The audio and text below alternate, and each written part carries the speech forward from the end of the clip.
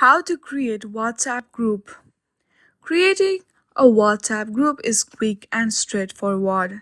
This video is a short guide to help you out. First of all, make sure that you have updated version of WhatsApp application. Once you check that, the very next step you need to do is simply launch the WhatsApp application on your iPhone and make sure that you have logged into your account. Then on the top right, you will see plus button. Simply hit on that. From there, select new group.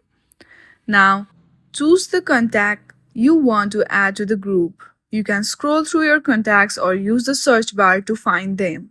Once you have selected your contacts, tap next in the upper right corner and then enter a group name. And then you are good to go.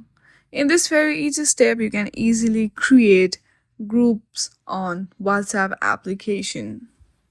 I hope you like this video. If you like this video, then please do not forget to like and subscribe to our channel. Thank you for watching.